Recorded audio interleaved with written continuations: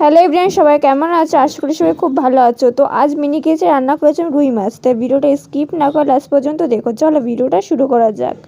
তো আমি আছি তোমাদের সাথে অর্পিতা, তোমরা দেখছো অর্পিতা ব্লগস। তো এখানে আমি ছোট এক টুকরো আলু নিয়েছি, সেটাকে ছোট ছোট করে পিস পিস করে কেটে নিয়েছি। আর নিয়েছি 2 পিস রুই মাছ। আর বেটে নিয়েছি এখানে মশলার মধ্যে নিয়েছি টমেটো, আদা আর জিরে বাটা। এরপর আমি রুই মাছটাকে লবণ ভালো করে মাখিয়ে নিলাম। এরপর পাত কাটিতে ভালো করে উনুনটা ধরালাম। তারপর বসিয়ে দিলাম কড়াই। আর কড়াইটা গরম হয়ে গেলে তার মধ্যে দিয়ে দিলাম পরিমাণ মতো তেল। তারপর হালকা নাড়াচাড়া করে দিলাম। আমি এখানে তেলের পরিমাণটা বেশি দিয়েছি, তার কারণ আমি এখানে মাছটা ভাজবো, তাই তেলটা বেশি লাগবে। এরপর এর মধ্যে দিলাম সামান্য পরিমাণে লবণ। তারপর ভালো করে নাড়াচাড়া করে দিলাম। এরপর আমি এর মধ্যে দিয়ে দিলাম রুই মাছের পিসগুলো। আমি এখানে তেলের পরে লবণ দিয়েছিলাম, তার কারণ হচ্ছে যাতে রুই মাছটা তলায় লেগে না যায়। তোমরা যদি মাছ ভাজার আগে তেলের পরে সামান্য পরিমাণে লবণ দিয়ে দাও, তাহলে না মাছটা তলায় লেগে যাবে না। আর আমরা এমনিতে লবণ হলুদ দিয়ে মাছটা ভাজি, কিন্তু তারপরে যদি তেলের পরে একটু লবণ দেওয়া যায় তাহলে কিন্তু ভালো হয়। আমার রুই মাছটা এই পিঠে একটু ভেজে তারপরে আমি উল্টে দিলাম। তারপর ভালো করে ওই পিঠে ভেজে নিলাম। এই পিঠে দুই পিঠে একটু কড়া করে ভাজতে হবে, নাহলে রান্নায় টেস্ট আসবে না। বন্ধুরা, তোমরা কে কোথা থেকে ভিডিওটা দেখছো অবশ্যই আমাকে কমেন্ট করে জানিও। আমি কিন্তু আজকে আলু দিয়ে রান্নাটা করবো, আর এর মধ্যে কিন্তু পেঁয়াজ রসুন দেবো না। এইভাবে রান্না করলেও কিন্তু খেতে খুবই টেস্টি হয়। তোমরা কিন্তু বাড়িতে অবশ্যই একবার ট্রাই করো। আর খেতে কেমন হয়েছিল সেটা কিন্তু অবশ্যই আমাকে কমেন্ট করে জানিও, তাহলে আমারও খুব ভালো লাগবে। তোমরা দেখতেই পাচ্ছ আমি এই পিঠে রুই মাছটা ভালো করে ভেজে নিচ্ছিলাম। আর আমি কিন্তু তেলের পরিমাণটা খুবই অল্প দিয়েছি।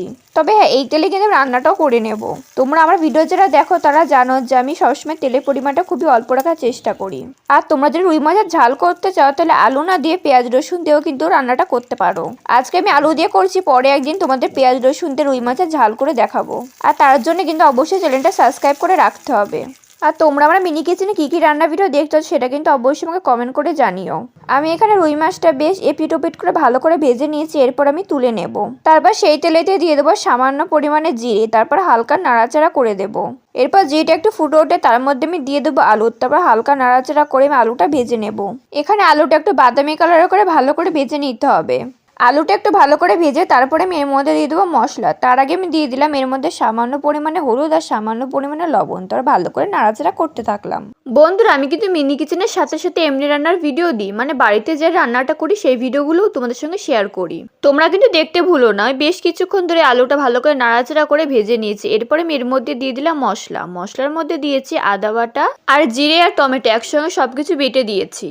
এরপর বেশ কিছুক্ষণ সময় নিয়ে ভালো করে নাড়িয়ে চেড়ে মশলাটাকে আমি কষিয়ে নেব।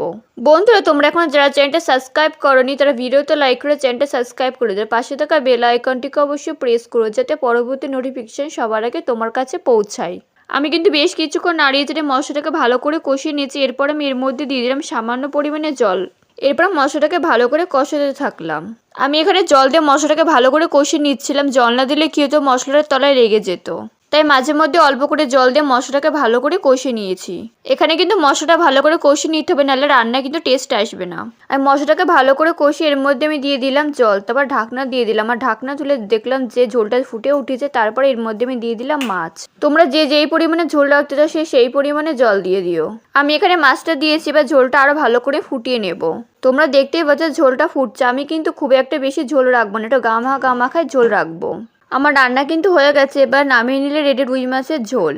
বন্ধুরা, আজকের রেসিপি তোমাদের কাছে কেমন লাগলো অবশ্যই আমাকে কমেন্ট করে জানাও। ভিডিওতে একটা লাইক করে চ্যানেলটা সাবস্ক্রাইব করে পাশে থেকো। আজকের ভিডিওটা এই পর্যন্ত, দেখা হয় পরবর্তী ভিডিও। যতক্ষণ পর্যন্ত সবাই সুস্থ থেকো, ভালো থেকো, বাই।